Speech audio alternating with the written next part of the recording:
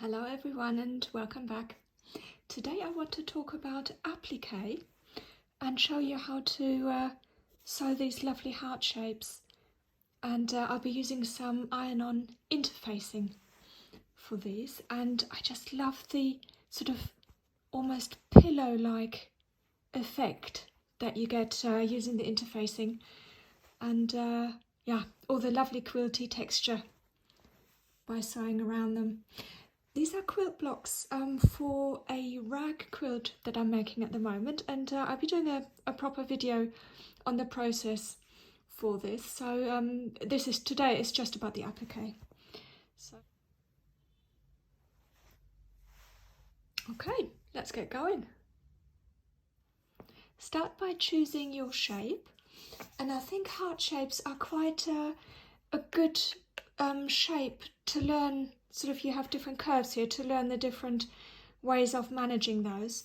To get a nice heart shape, if you do want it symmetrical, I mean, you may not want to, but if you do, you can fold over a piece of paper and either side just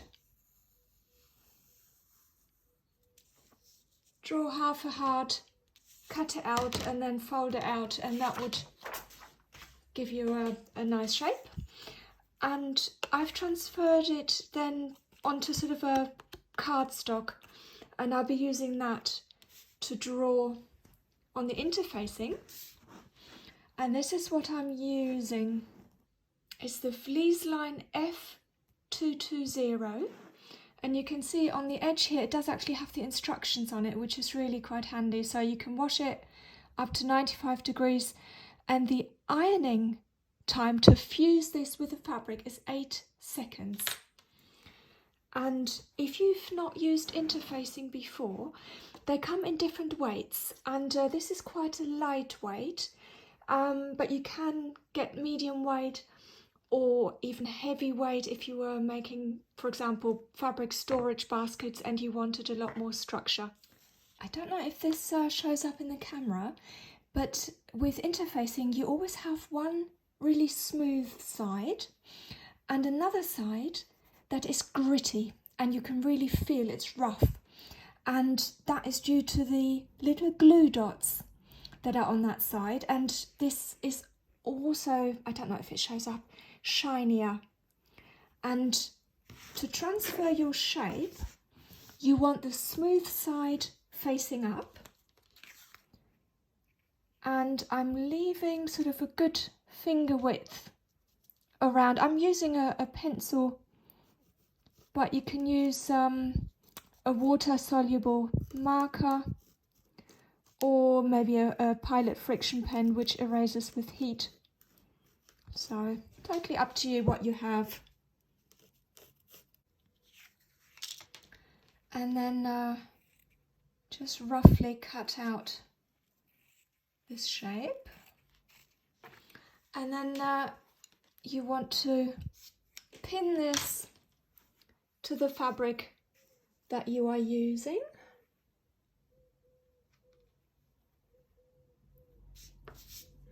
And as this is see-through, you can sort of choose what you want to have included in the, this would be your stitch line, so what is inside. And again, you want a little bit of space to make it easier for yourself, and grab a couple of pins.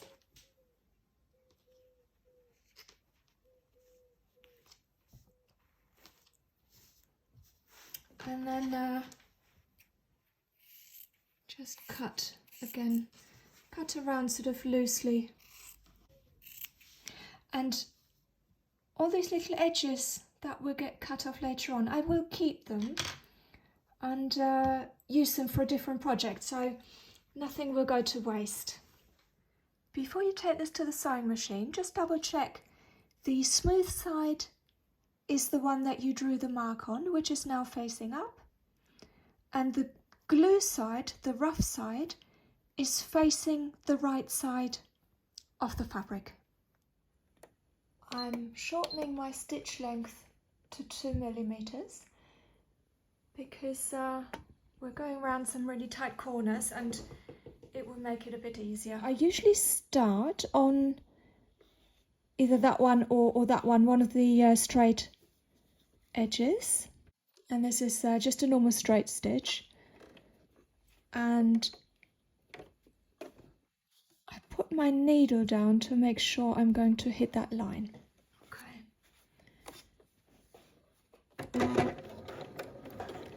And don't forget to back stitch, just a couple of stitches.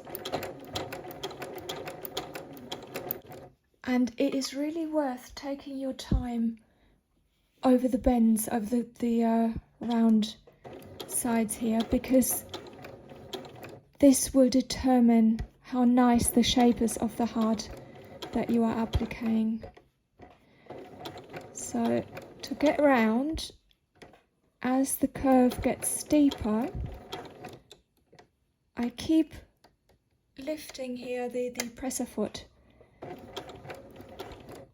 every few stitches and just move the fabric around bit by bit. And again, the shorter stitch length really helps with this. Now I happen to hit the exact tip of the heart, which is okay. But if you're slightly away from it, then you can do a straight stitch this way, and that will give you a really nice V shape point when you're turning later on. But I don't want to go over the middle, so I'm just going to stick with this. Oh, and it's hard to see through the phone and the camera. It's right in my line of sight.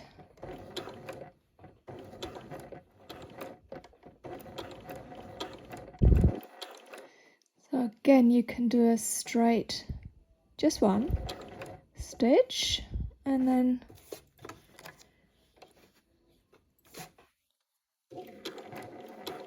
finish off, and again back stitch, just a couple of stitches, and then you're done. If you have zigzags, you can use these, or just use regular fabric scissors, and you want to go sort of maybe 1/8 of an inch away from the stitch line.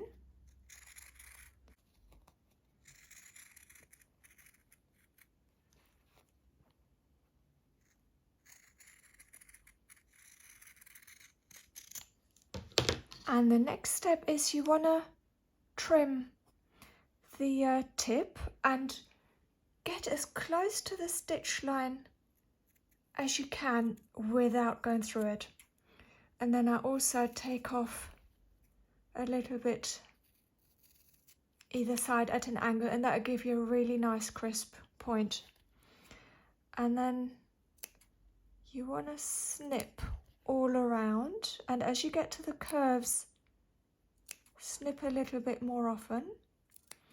And again, get up to the stitch line without going through it.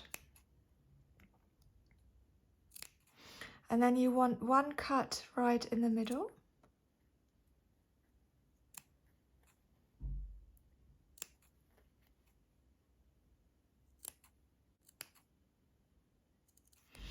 And in order to turn this, separate the layers and do a little slit into the interfacing. And then cut an opening, and be really careful, this tears super easily. It will do a little bit, but the less the better.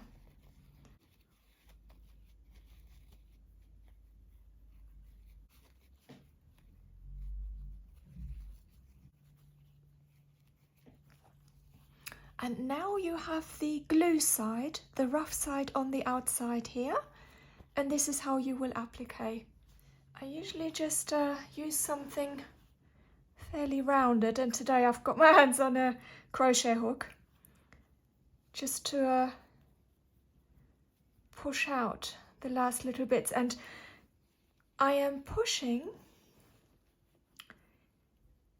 I don't know if you can see this, inside the actual fabric, and I'm not pushing the interfacing because you would probably go through it. So make sure that you are inside the seam line here where the, God, I hope you can see this, where the actual fabric is. And just gently just tease out the curves.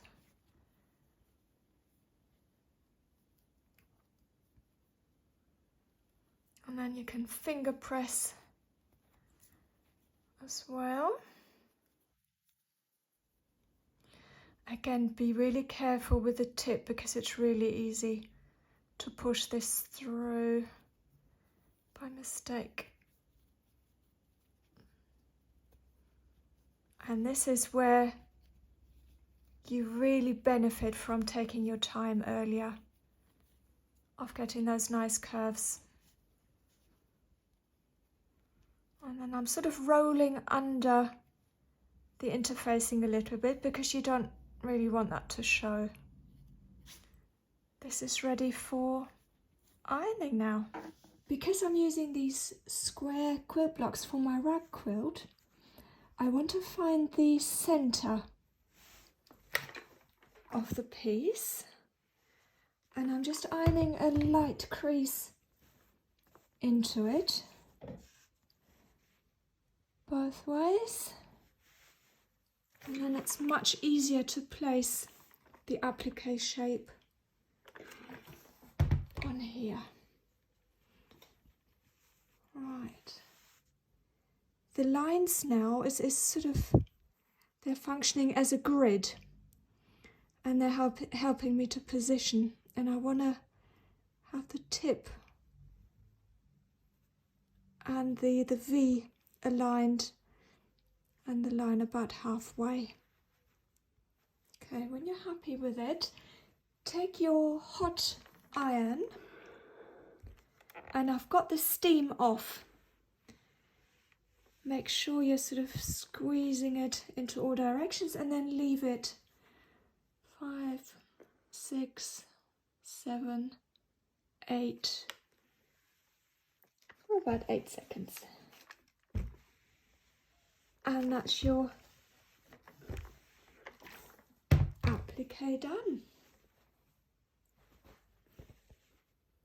There's lots of choices at this stage, and I just thought I'd show you a few. So you can either leave the applique shape as it is, and then I hand stitched around it, and well, that was my first attempt. Used a decorative stitch on my machine just to do some edging, and this one here I used a zigzag, and I still have to do the border, or a blanket stitch by machine followed by some hand stitching. You could of course do the blanket stitch by hand as well, which would also look really lovely. And you can see all the different looks that you get on the back, and I love especially the quilty texture that you will get from hand quilting. So for this rag quilt I decided to do a mixture so that there is some variety, and I used a zigzag border on that one. I've got a wave, which is quite pretty, another decorative stitch on the machine,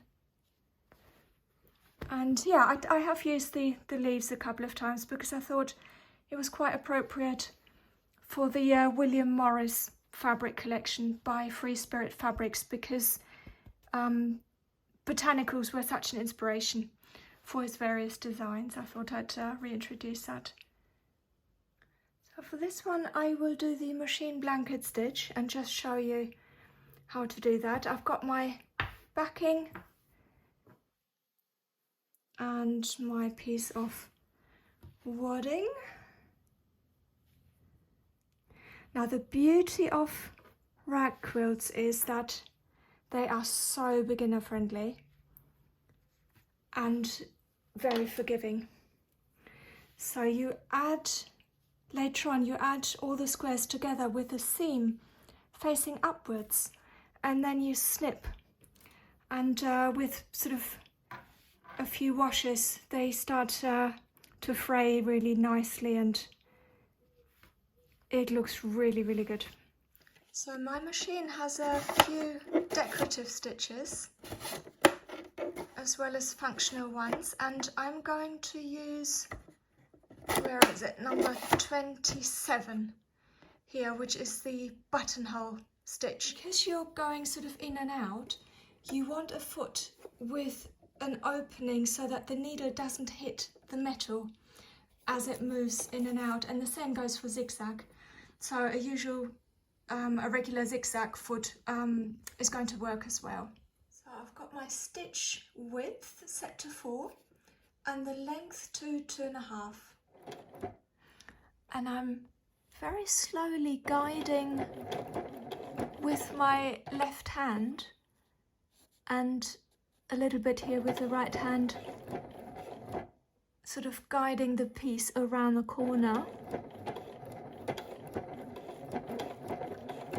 Very, very slightly until we hit the round part.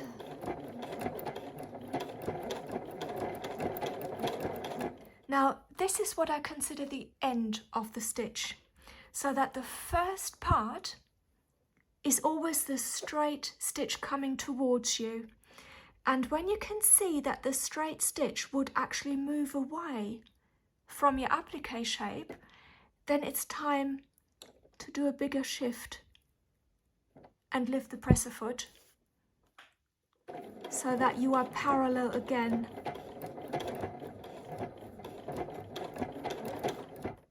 And again, so that's the end of the stitch, because I know the next stitch will be coming towards me as a straight stitch. And as long as you have lined up the straight stitch with the edge of your applique shape, everything else will fall into place. So you never need to worry really about the side stitch, because the machine will do all that.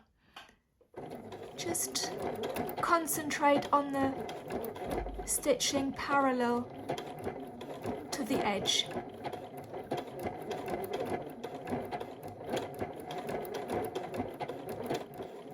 And as we're getting to this curve here, I'm literally adjusting the fabric with every stitch to get that really nice round shape.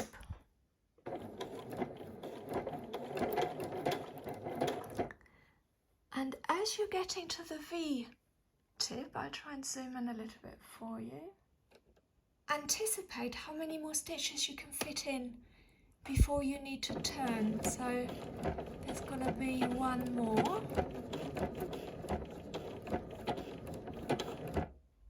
So I don't have enough space left now for another forward stitch. So what I'm going to do is pivot, not all the way, but just enough.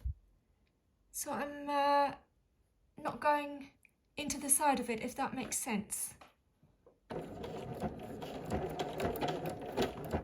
And again, not all the way to here, because I'd be too far away from the edge. So just bridging the gap a little bit. And now is the time to line up again with a straight stitch.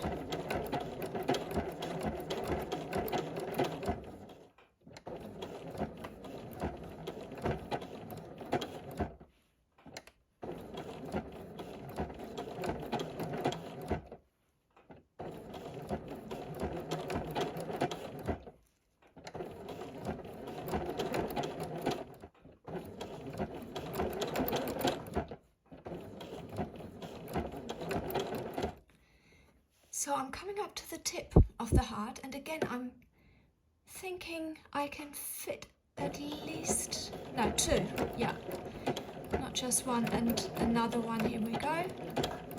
And that's what I consider the end of the stitch.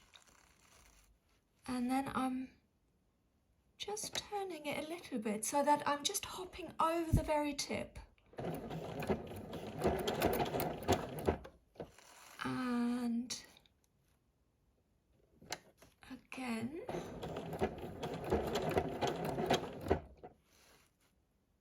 And now we're parallel, almost parallel again. Yeah.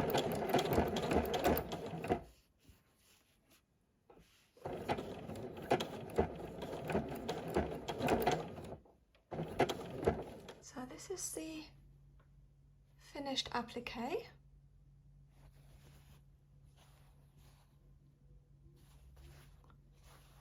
And I'll probably add a frame, a hand stitch frame to it. So I hope you've enjoyed this applique tutorial. There is another one coming where I'm going to be using a different way, because turning this inside out works for this shape really well, but this one here, I found that the leaf shapes were too small and the interfacing just kept ripping. So I'm using a different material, and they are slightly firmer, I found, and flatter. So I had more of a sort of pillowy, quilty texture with that, which I quite liked. But this is beautiful in its own right, so I will definitely do some more of these leaves on this quilt, and I'll show you this process next time.